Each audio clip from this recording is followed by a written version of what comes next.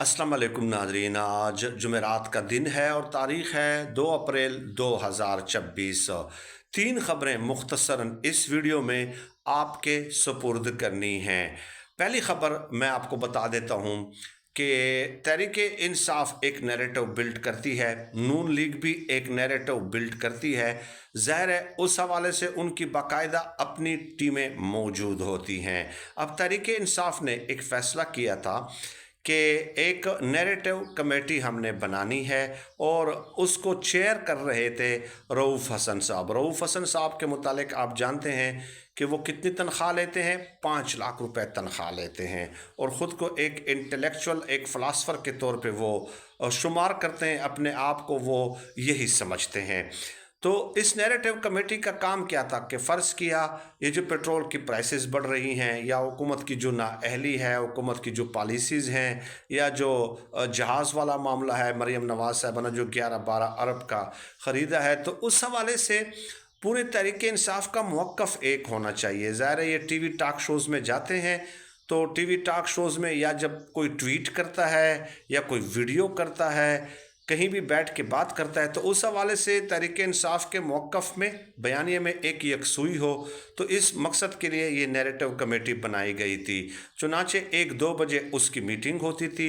उसके बाद वो बाकायदा तमाम MPs और MNAs के साथ वो जो नैरेटिव था, जो रऊफ़ हसन साहब ने लिखा होता था ऑन पेपर, वो सबके साथ शेयर होता था। लेकिन रऊफ़ हसन साहब इस काम को इफ़ेक्टिव तरीके से कर नहीं पा रहे थे क्योंकि 1-2 बजे मीटिंग होती, 6-7 बजे के आसपास वो इंग्लिश में पूरा लिख लेते। तो अब कौन इतनी मगज़मारी करे, ख़ासकर तहरीक इंसाफ वाले के 6-7 बजे आप उनको सेंड कर रहे हैं व्हाट्सएप पे और वो भी इंग्लिश में और बड़े मुश्किल वर्डिंग्स में हैं। तो वो फिर प्रोग्रामों में उन्होंने, किसी ने 7 बजे जाना है, किसी ने 8 बजे, किसी ने 10-11 बजे के प्रोग्राम्स में, तो कोई सीरियस नहीं लेता था उस नैरेटिव को जो रऊफ़ हसन साहब उनको भेजते थे व्हाट्सएप पे। तो फिर तहरीक इंसाफ ने ये फ़ैसला किया कि चलें एक और काम कर लेते हैं, इस कमेटी को एक्सपेंड कर लेते हैं, बड़े बड़े लोग इसमें शामिल कर लेते हैं। बैरिस्टर गौहर, सलमान अकरम राजा, मुज़म्मिल असलम, इसके अलावा सुहेल खान आफरीदी वगैरह बहुत सारे नाम और भी शामिल किए गए। तो ये बड़े नाम है, इसमें कोई दो राय नहीं है। तो उसके बाद फिर क्या हुआ कि इन्होंने मीटिंग्स वगैरह शुरू कर दी। लेकिन अब ख़बर ये है कि रऊफ़ हसन साहब, ये कमेटी तो बन गई है ना, बड़े लोग इसमें शामिल हो गए। रऊफ़ हसन साहब अलग से एक नैरेटिव कमेटी उन्होंने बनाई हुई है और उसमें जो है वो मुसलसल वो मीटिंग्स कर रहे हैं और काम कर रहे हैं और वो भी तहरीक इंसाफ के MNAs MPs को फिर भी वो नैरेटिव भेज रहे हैं। तो अब ये एक पैरेलल अलग निज़ाम उन्होंने बना दिया है और उसकी वजह ज़ाहिर है इनसिक्योरिटी है, इनसिक्योर फील करते हैं ना। अगर वो ये काम भी नहीं करेंगे तो भाई वो कहेंगे कि मैं 5 लाख तनख्वाह फिर किस तरह लूँगा। तो ये तनख्वाह का चक्कर है सिर्फ, मुझे तो बज़ाहिर यही लग रहा है। और फिर वो कहते हैं रऊफ़ हसन साहब कि इमरान खान साहब ने ये कमेटी बनाई थी इसलिए मैं तो अलग से काम जारी रखूँगा। हालांकि इमरान खान साहब ने ये कमेटी नहीं बनाई थी और ना ही कोई इसका बाकायदा नोटिफिकेशन जारी हुआ था और ना ही इमरान खान साहब ने ये कहा कि रऊफ़ हसन साहब इसके साथ चिपके रहेंगे। अब दूसरी तरफ तहरीक इंसाफ की मीटिंग्स दर मीटिंग्स हो रही हैं और मीटिंग्स का मकसद पता है क्या है? मीटिंग्स का मकसद सिर्फ ये है कि इमरान खान साहब की रिहाई का मामला तो इन्होंने पस से पुश डाल दिया है। 2 दिसंबर से इमरान खान साहब के साथ उनकी बहनों की मुलाकात नहीं हुई है। तो तकरीबन 2 दिसंबर और आज 2 अप्रैल है, तो यूँ समझ लें कि 2 जनवरी, 2 फरवरी, 2 मार्च, 2 अप्रैल, 4 महीने हो गए हैं, 120 दिन के करीब, और इमरान खान साहब की मुलाकात कराने में ये नाकाम रहे हैं। कोई हुकूमत के साथ मुज़ाकरात कर रहा है, कोई इस्टेब्लिशमेंट के साथ मुज़ाकरात कर रहा है, हर एक का अलग अलग ग्रुप है, लेकिन सब तमाम तर कोशिशों के बावजूद भी 4 महीनों में ये इमरान खान साहब की अपनी बहनों के साथ मुलाकात नहीं करा सके हैं। अब उस हवाले से फिर ये है कि तहरीक इंसाफ ने सिर्फ फोकस इस बात पे अब कर लिया है तमाम तर कोशिशों का कि किसी न किसी तरीके से उनकी फैमिली की मुलाकात करा दी जाए। और फिर तहरीक इंसाफ की जो मीटिंग्स होती हैं उसमें अब ये बात डिस्कस होने लगी हैं कि शुरू में तो सुहेल आफरीदी साहब 6-7 हफ्ते गए हैं अडियाला जेल के बाहर, लेकिन उसके बाद सुहेल आफरीदी साहब ने अब अडियाला के बाहर आना छोड़ दिया है। तो उस मीटिंग में ये भी डिस्कस हुआ कि हम अली अमीन गंडापुर पे तनकीद करते थे कि अली अमीन गंडापुर इमरान खान साहब के साथ मिलने के लिए क्यों नहीं जाते, ये हम तनकीद करते थे। लेकिन यही तनकीद अब फिर सुहेल अफरीदी पे क्यों ना की जाए, सुहेल अफरीदी ने आना क्यों छोड़ दिया है।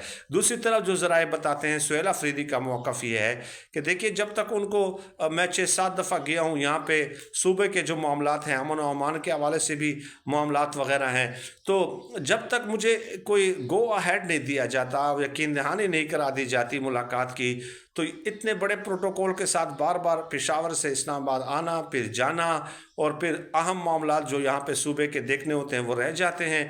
वहाँ पे मैं चला जाता हूँ और बैठ जाता हूँ रात गए तक, फिर अगली सुबह दोबारा मीटिंग्स होती हैं, लेकिन हासिल वसूल कुछ नहीं होता। तो सुहेल अफरीदी साहब का मौक़िफ़ जो अंदरून खाना है, ज़ाहिर है उन्होंने अपनी ज़बान से तो नहीं कहा, तो उनके जो आसपास जो ज़राए हैं जहाँ से हमने कन्फर्म किया तो वो यही है कि मेरे जाने से कोई इम्पैक्ट उसका नज़र नहीं आ रहा। तो इसके लिए, इस इम्पैक्ट के लिए फिर कोशिशें पस पर्दा की जाएँ कि मतलब कोशिशें की जाए, राब्ते किए जाएँ, मुज़ाकरात किए जाएँ, और फिर जो है अगर कोई यकीन दहानी मिल जाती है तो सुहेल अफरीदी साहब कहते हैं कि मेरे जाने में कोई हर्ज नहीं है। तो अब इसका हासिल वसूल क्या है कि पूरी तहरीक इंसाफ के, ज़ाहिर है अब पूरी की पूरी तहरीक इंसाफ तो उस मीटिंग में शामिल नहीं होती ना, लेकिन बहुत सारे जो बड़े जब शामिल होते हैं तो बड़ों का मतलब ये है कि जो छोटे MPAs MNAs वगैरह हैं उन्होंने इख्तियार दिया हुआ है कि आप फैसला करें, हम आपके फैसले के साथ हैं। तो यूँ समझ लें कि ये पूरी तहरीक इंसाफ की तरफ से अब ये फैसला, ये एक मुतालबा है कि सुहेल अफरीदी को जाना चाहिए, चाहे मुलाकात उनके करने दी जाती है या मुलाकात उनकी नहीं करने दी जाती है। तो अब ये तो एक बात हो गई।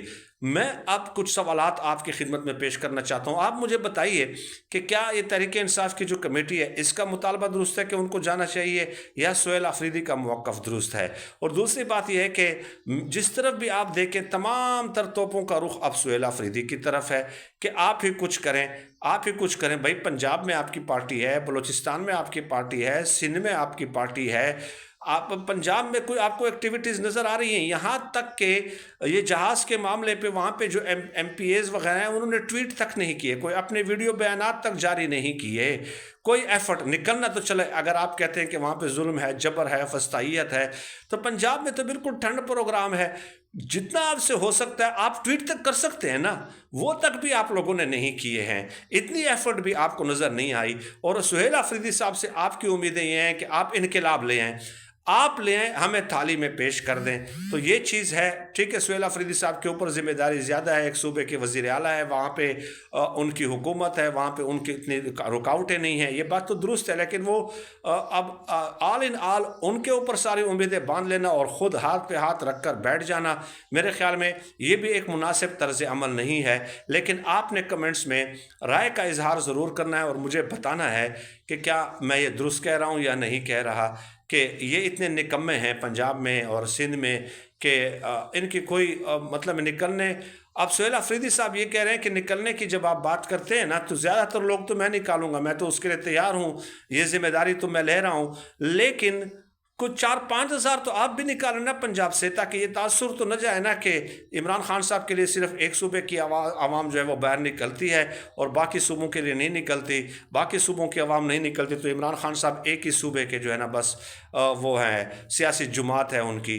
तो ये चीज़ें भी तो देखनी पड़ती हैं। बहरहाल आप बताइए कि आप किसके मौक़िफ़ को दुरुस्त समझते हैं। बहुत शुक्रिया।